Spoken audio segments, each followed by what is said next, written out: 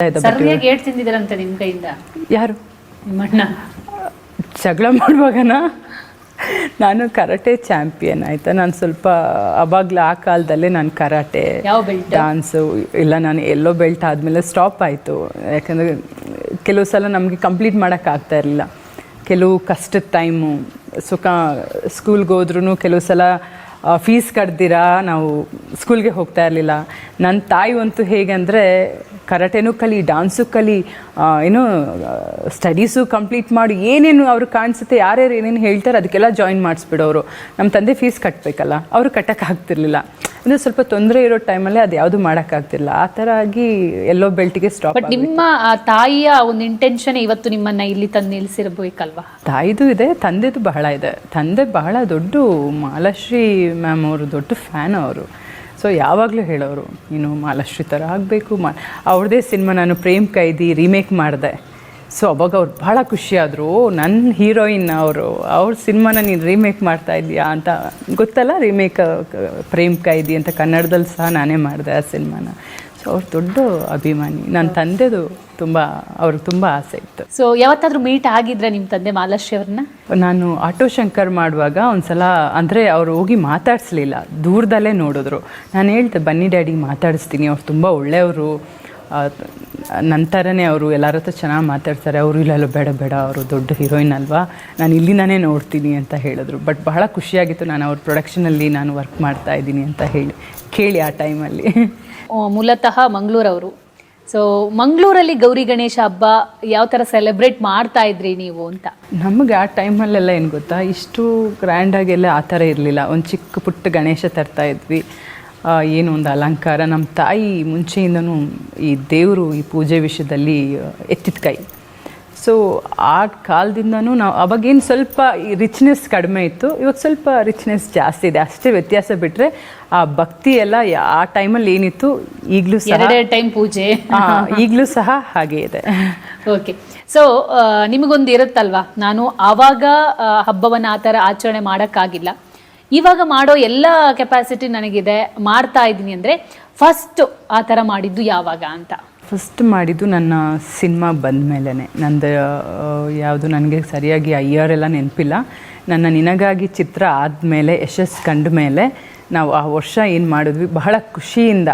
ಅಂದರೆ ಒಂದು ಲೈಫಲ್ಲಿ ಒಂದು ಒಳ್ಳೆ ದೊಡ್ಡ ಮಟ್ಟಕ್ಕೆ ನಾನು ಹೋಗ್ತಾ ಇದ್ದೀನಿ. ಸೊ ಆ ವರ್ಷ ಗಣೇಶ ಹಬ್ಬ ತುಂಬ ಚೆನ್ನಾಗಿ ಮಾಡಿದ್ವಿ ನಾವೆಲ್ಲ ಫ್ಯಾಮಿಲಿ ಎಲ್ಲ ಸೇರಿ. ಈಗ ನಿಮ್ಮ ಮನೇಲಿ ಗಣೇಶ ಹಬ್ಬ ಯಾವ ಥರ ಮಾಡ್ತೀರಾ? ಅಂದರೆ ಏನು ಅದೇ ಹೇಳಿದ್ನಲ್ಲ, ಸ್ವಲ್ಪ ರಿಚ್ನೆಸ್ ಜಾಸ್ತಿ ಇರುತ್ತೆ, ಅಷ್ಟು ಸ್ವಲ್ಪ ಹೂವು ಜಾಸ್ತಿ. ಯಾಕಂದರೆ ನಿಮ್ಮ ಇನ್ಸ್ಟಾಗ್ರಾಮ್ ಎಲ್ಲ ನೋಡಿದರೆ ಪೂಜೆಗಳು, ಡಯೇಟು ಈ ಥರದ್ದು ಇರುತ್ತೆ ಜಾಸ್ತಿ. ಸೊ ಹೆಂಗೆ ಸೆಲೆಬ್ರೇಟ್ ಮಾಡ್ತೀರಾ ಇವಾಗಿನ ದಿನಗಳಲ್ಲಿ? ಅಂದರೆ ಆ ಟೈಮಲ್ಲಿ ನಮಗೆ ಈ ದೇವರು ತಂದೆ ತಾಯಿ ಹೇಳ್ತಾ ಇದ್ರು, ಬಟ್ ಹುಡುಗಾಟ ಜಾಸ್ತಿ ಇರೋದು. ಅಂದರೆ ಆ ಕಮಿಟ್ಮೆಂಟ್ ದೇವರಲ್ಲಿ ಅಷ್ಟಿರಲ್ಲ ಆ ಟೈಮಲ್ಲಿ. ಇವಾಗ ಆ ಥರ ಅಲ್ಲ.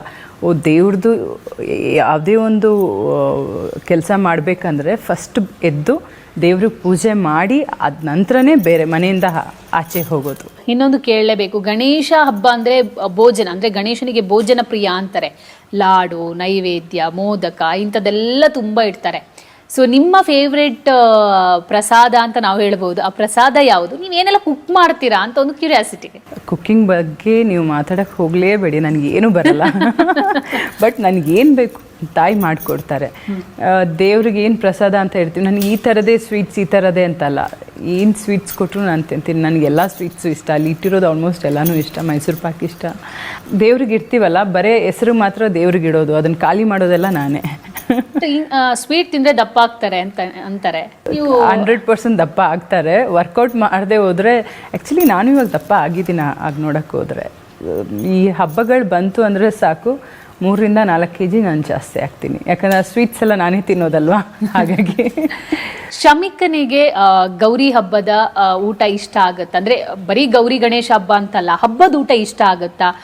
ಸೊ ಈ ಬಾರಿಯ ಗೌರಿ ಗಣೇಶ ಹಬ್ಬ ಹೇಗಿದೆ ಶಮಿಕ್ ಅವ್ರದ್ದು ಅಂತ? ಅಂದರೆ ನಮಗೆ ಸ್ಪೆಷಲ್ ಏನು ಅಂದರೆ ಬಾಳೆ ಎಲೆ ಅಲ್ಲಿ ತಿಂತೀವಲ್ಲ ಎಲ್ಲ ಜೊತೆ ಸೇರಿ, ಅದೇ ನಮಗೆ ಬಹಳನೇ ಸ್ಪೆಷಲ್. ಸೊ ಅವಳಿಗೆ ಆ ಥರ ಎಲ್ಲ ಜೊತೆ ಎಲ್ಲ ಫ್ಯಾಮಿಲಿ ಎಲ್ಲ ಜೊತೆಯಲ್ಲಿ ನೆಲದಲ್ಲಿ ಕುತ್ಕೊಂಡು ಆ ಥರ ಊಟ ಮಾಡೋದು ತುಂಬ ಇಷ್ಟ. ಯಾವ ಫುಡ್ ತುಂಬ ಇಷ್ಟಪಡ್ತಾರೆ? ಹಬ್ಬದ ಊಟದಲ್ಲಿ ಬ್ರಾಹ್ಮಿನ್ಸ್ ಮಾಡ್ತಾರಲ್ಲ, ಅದು ಮೊಸರು ಹುಳಿ ಸಾರಿ ಏನಂದು ಹೇಳ್ತಾರಲ್ಲ, ಮೊಸರಲ್ಲಿ ಮಾಡ್ತಾರಲ್ಲ, ಅದು ತುಂಬ ಇಷ್ಟ. ಗೌರಿ ಅನ್ನೋದು ರಾಧಿಕಾಗೆ ಒಂದು ಸ್ಪೆಷಲ್. ಆ ಒಂದು ಗೌರಿ ಅನ್ನೋ ವರ್ಡೇ ಸ್ಪೆಷಲ್ಲು. ಯಾಕೆಂತ ಈಗಾಗಲೇ ಗೊತ್ತಾಗಿರುತ್ತೆ, ನಿಮ್ಮ ಲೈಫಲ್ಲಿ ಬೆಸ್ಟ್ ಆರ್ಟಿಸ್ಟ್ ಅವಾರ್ಡ್ ಸಿಕ್ಕಿದೆ ನಿಮಗೆ. ಗೌರಿ ನೆನಪಿದೆಯಾ? ಯಾವ ಸಿನಿಮಾ? ತಾಯಿ ಇಲ್ಲದ ತಬ್ಬಲಿ. ಹೌದು, ನೆನಪಿದ್ಯಾ? ನೀವು ಹೇಳುವಾಗೆ ನೆನಪಾಯ್ತು, ನಿಜ ನೆನಪಿರಲಿಲ್ಲ ನನಗೆ. ಹೌದು ನಿಜ. ಯಾಕಂದ್ರೆ ಗೌರಿ ಅನ್ನೋ ಪದನೇ ನಿಮಗೆ ಒಂದು ಸ್ಪೆಷಲ್ ಅನ್ಸುತ್ತೆ. ಯಾಕಂದ್ರೆ ನಿಮ್ಮ ಲೈಫಲ್ಲಿ ನಿಮಗೆ ಬೆಸ್ಟ್ ಆರ್ಟಿಸ್ಟ್ ಅವಾರ್ಡ್ ಕೂಡ ಬರುತ್ತೆ, ಬಂದಿರುತ್ತೆ. ಸೊ ಎಷ್ಟು ಫೀಲ್ ಆಗಿತ್ತು ಅವಾಗ, ಎಷ್ಟು ಖುಷಿ ಆಗಿತ್ತು ಅಂತ? ಅಂದರೆ ಒಂದು ನಮ್ಮ ಅಭಿನಯನ ಗುರುತಿಸಿ ನಮಗೊಂದು ಅವಾರ್ಡ್ ಅಂತ ಕೊಡ್ತಾರಲ್ಲ, ಅದು ಲೈಫಲ್ಲಿ ಯಾವತ್ತೂ ಮರೆಯೋಕ್ಕಾಗಲ್ಲ. ಯಾಕಂದ್ರೆ ನಾನು ಅದು ಫಸ್ಟ್, ನಾನು ಆವಾಗ ಬಹಳನೇ ಬ್ಯುಸಿ ಇದ್ದಿದ್ದ ಟೈಮು. ಯಾವ ರೀತಿ ಅಂದರೆ, ನನಗೆ ಬೆಳಿಗ್ಗೆ ಒಂದು ಶೂಟಿಂಗ್ ಹೋಗ್ತಿದ್ದೆ, ರಾತ್ರಿಲಿ ಇನ್ನೊಂದು ಶೂಟಿಂಗ್ ಮಾಡ್ತಾಯಿದ್ದೆ. ನನಗೆ ನಿದ್ದೆ ಸಹ ಇರ್ತಾ ಇರಲಿಲ್ಲ. ನನಗೆ ಒಂದೊಂದು ಸಲ ಭಯ ಆಗೋದು, ಅಯ್ಯೋ ನಾನು ಹೀಗೆ ಕಾಣಿಸ್ತೀನಿ ಕ್ಯಾಮ್ರಾ ಮುಂದೆ, ಎಲ್ಲ ಫುಲ್ಲು ಫೇಸ್ ಎಲ್ಲ ತುಂಬ ವೀಕ್ ಆಗೋಗಿ, ಫುಲ್ ಟ್ಯಾನ್ ಆಗೋಗಿ ನಾನಾ ಅಂತ ಆನ್ ಸ್ಕ್ರೀನ್ ನೋಡುವ ನನಗೆ ಭಯ ಆಗ್ತಾಯಿತ್ತು. ಸೊ ಅಷ್ಟು ನಾವು ಕಷ್ಟಪಟ್ಟು ಮಾಡಿದಾಗ ನಮ್ಗೆ ಆ ಥರ ಒಂದು ಗುರ್ತಿಸಿ ನಮಗೊಂದು ಅವಾರ್ಡ್ ಅಂತ ಕೊಡ್ತಾರಲ್ಲ, ಅದು ಯಾವತ್ತೂ ಮರೆಯೋಕ್ಕಾಗದೇ ಇರೋವಂಥ ವಿಷಯ. ಸೊ ಈ ಹಬ್ಬ ಅಂತ ಬಂದಾಗ ದೇವರ ಅಲಂಕಾರ ಮಾಡೋದೇ ಒಂದು ಖುಷಿ.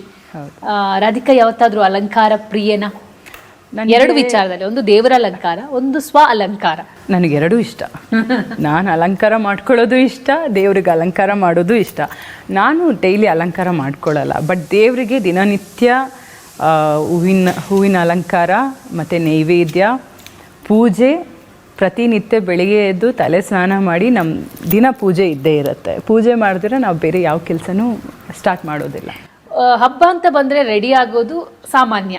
ರಾಧಿಕಾ ಕೂಡ ರೆಡಿ ಆಗ್ತಾರೆ ಅಂತ ನಾನು ಅನ್ಕೊಂಡಿದ್ದೀನಿ. ನಾರ್ಮಲ್ ಎಷ್ಟು ಟೈಮ್ ತಗೊಳ್ತಾರೆ ಅಂತ ರೆಡಿ ಆಗೋಕ್ಕೆ?